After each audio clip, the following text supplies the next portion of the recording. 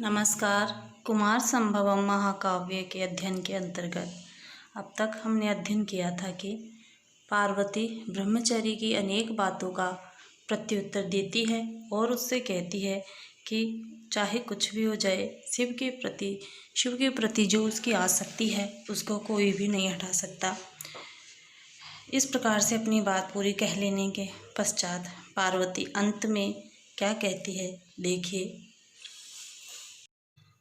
अलं विवादेन यथा श्रुतस्त्वया तथा विधेतावदशेषमस्तु स ममातृभावैकरसं न स्थितं न कामवृत्तिवचनीयमीक्षते। देखिए, अलम विवादेन अर्थात अलम मत कीजिए विवाद, तो विवाद करने से कोई भी फायदा नहीं है, इसलिए विवाद को त्याग दो। यथाश्रुत है, जिस प्रकार से आपने सुन रखा है, त्वया आपके द्वारा, तथा विदः उसी प्रकार का, तावद अस्तु हो सकता है उसी प्रकार का सब कुछ हो। शिव के बारे में आपने जो कुछ भी सुन रखा है हो सकता है वैसा ही हो। अस्तु सह, लेकिन ममात्र, मम अत्र मेरा यहाँ पर, भावैक रसम स्थितम अर्थात एकमात्र प्रेमपूर्ण भाव में लगा हुआ जो मेरा मन है वो तो केवल शिव में ही लगा हुआ है। न काम वृत्ति ही, नहीं काम वृत्ति इच्छा के अनुसार कार्य करने वाला व्यक्ति जो है, वचनीयम अर्थात निंदा की ईक्षते परवाह नहीं करता। इस प्रकार से पार्वती ब्रह्मचारी को ये समझाती है कि हे ब्रह्मचारी, विवाद से बस करो, विवाद मत करो। तुमने शिव जी को जिस प्रकार से सुन रखा है वह चाहे पूर्ण रूपेण उसी प्रकार का हो, पर मेरा मन उनके प्रेम में पूर्णतया निमग्न है, क्योंकि अपनी इच्छानुसार कार्य करने वाला व्यक्ति लोक निंदा की चिंता नहीं करता है।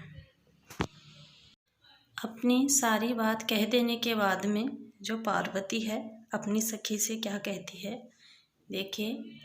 निवार्यतामाली किमाप्ययं वटु पुनर्विवाक्षु स्फुरितोत्तराधर न केवलं यो महतोपभाषते शृणोति तस्मादपि यः स पापभाक्। निवार्यताम रोक लीजिए, आली हे सखी रोक लीजिए इसको, किम अपि अयम वटु इस ब्रह्मचारी को रोक लीजिए, पुनर्विवक्षु जो पुनः बोलने का इच्छुक है, और स्फुरित उत्तर अधर है जो अपने होठों को स्फुरित कर रहा है अर्थात स्फुरणशील है, जिसके होठ कुछ वापस से कुछ बोलने के लिए, शिव के बारे में कुछ असभ्य बात कहने के लिए जो वापस से इसके होठ बोलना चाहते हैं, यह जो बोलने की इच्छा रखता है आगे जो कुछ भी, तो इसको बोलने से हे सखी आप रोक लीजिए, क्योंकि न केवलम यो महतो अपभाषते, महतो महान लोगों के बारे में, अपभाषते जो बुरी बात करता है, बुरे भाव रखता है, केवल वो ही नहीं अपितु शृणोति जो सुनता है, तस्मात् अपि उसको भी, यह स पाप भाग वह भी निंदा पाप का भागी बनता है। तो हे सखी, कंपन युक्त अधर से प्रतीयमान कुछ कहने की इच्छा रखने वाले इस ब्रह्मचारी को आगे बोलने से रोक लीजिए, क्योंकि जो महापुरुषों की निंदा करता है केवल वही नहीं अपितु जो निंदा सुनता है वह भी पाप का भागी बनता है। उसके पश्चात क्या होता है, देखिए। इतो गमिष्याम्यत्वेति वादिनी चचाल बालास्तन्भिन्नवल्कला स्वरूपमास्थाय च तां कृतस्मितः समालम्बे वृषराजकेतन। देखिए, इतः यहाँ से गमिष्यामि अथवा इति, ये जो गमिष्याम्यत्वेति जो पद है इसका संधि विच्छेद होगा गमिष्यामि अथवा इति। तो यहाँ से मैं चली जाऊँगी, अथवा नहीं तो अगर यह है जो ब्रह्मचारी है इसने बोलना निरंतर चालू रखा तो मैं यहाँ से चली जाऊँगी। इति वादिनी, इस प्रकार की बात कहने वाली चचाल वाला जो कुमारी है, जो स्तन भिन्न वल्कला अत्यधिक आवेश में आने के कारण और ब्रह्मचारी से लंबा वार्तालाप करने के कारण जो जिसके वल्कल वस्त्र है उसकी देह पर से ढीले पड़ गए हैं, इस प्रकार की जो कुमारी है चचाल चल पड़ी। उसके पश्चात क्या होता है, स्वरूपम आस्थाए, स्वरूपम आस्थाए अपना रूप धारण करके चेताम कृतस्मित है, उसको कृतस्मित है हंसते हुए सम आललंबे पकड़ लिया। वृषराज केतन है, वृषराज केतन है अर्थात बेल के ध्वज वाले उस शिव ने अपना स्वरूप धारण करके, अपना मूल स्वरूप धारण करके मुस्कुराते हुए उस पार्वती को पकड़ लिया। तो इस प्रकार से देखिए, इस पद्य में हमने पढ़ा कि पार्वती कहते हैं कि अथवा जब यह ब्रह्मचारी बोलना नहीं बंद करेगा तो फिर मैं ही यहाँ से चली जाती हूँ, यह कहती हुई वहाँ से चल पड़ी। और उसकी देह पर से वल्कल वस्त्र जिसका ऐसी वह पार्वती वहाँ से चल पड़ी, वस्त्र उसका खिसक गया। उसी समय बेल के ध्वज चिन्ह वाले शंकर ने वास्तविक रूप को धारण कर मुस्कुराते हुए उस पार्वती को पकड़ लिया। तो इस भांति ब्रह्मचारी वेशधारी शिव द्वारा शिव के प्रति अनन्य अनुराग रखने वाली पार्वती की परीक्षा ले ली जाती है और वह उसमें उत्तीर्ण हो जाती है, अर्थात शिव जी को विश्वास हो जाता है कि शिव के प्रति पार्वती का स्नेह अटूट तथा वास्तविक है। अतः वे प्रसन्न होकर अपने सही रूप को उसके समक्ष प्रकट कर देते हैं। इसके पश्चात क्या होता है, तं वीक्ष्य वेपथुमती सरसाङ्गयष्टि निक्षेपणाय पदमुद्धृतमुद्वहन्ति मार्गाचल्यति कराकुलितेव सिन्धु शैलाधिराजतनयानययौनतस्थौ।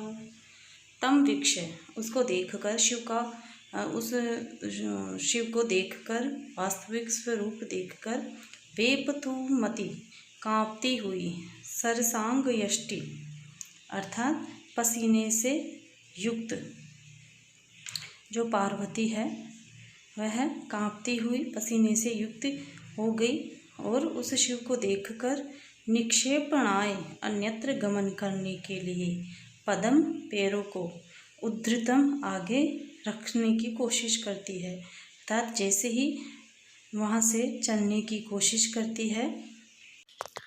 मार्गाचल व्यतिकराकुलितेव अर्थात पर्वत से अवरुद्ध गति वाली सिंधु के समान कि जो पार्वती चलने की इच्छा रखने वाली जो पार्वती ने जैसे ही कदम उठाया उसकी स्थिति हो गई पर्वत से अवरुद्ध गति वाली नदी के समान।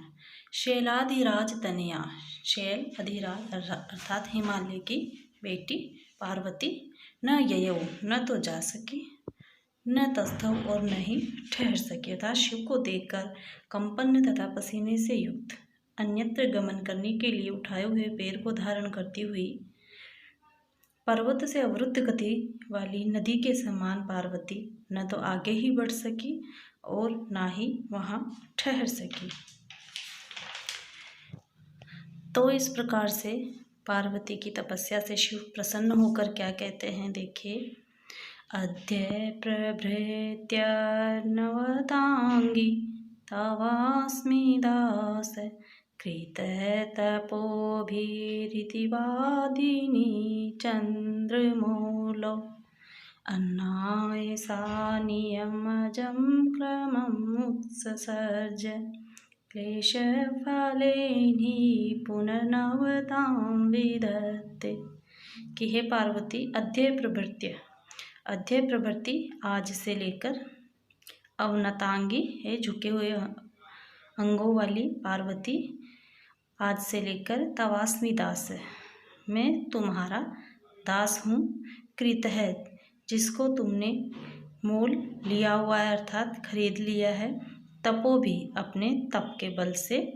वादिनी, हे पार्वती अर्थात कहने पर। इस प्रकार से शिव के चंद्रमौलो, इस प्रकार से शिव के कहने पर कि तुम्हारी तपस्या के द्वारा खरीदा हुआ आज से मैं तुम्हारा दास हूँ।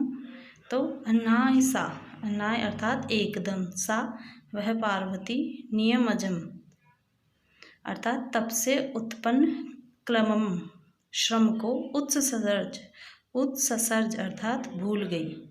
तो इस प्रकार से शिव के प्रसन्न होने पर जो पार्वती को तपस्या करने से जो श्रम हुआ था वह उसको एकदम से ही भूल गई। क्योंकि देखिए, क्लेश फलेन अर्थात कष्ट का फल मिल जाने से ही पुनर्नवताम विदत्ते, निश्चय ही पुनः अक्लिष्टता को, सरलता को जो शरीर है वह प्राप्त कर लेता है।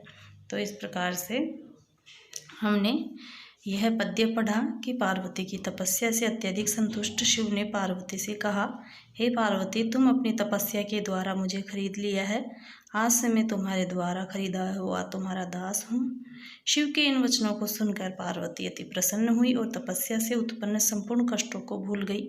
क्योंकि अनेक कष्टों के सहन करने के उपरांत भी यदि व्यक्ति को सफलता प्राप्त हो जाया करती है तो वह अपनी सफलता की उपलब्धि के कारण अपने विगत सभी कष्टों को भूल जाया करता है।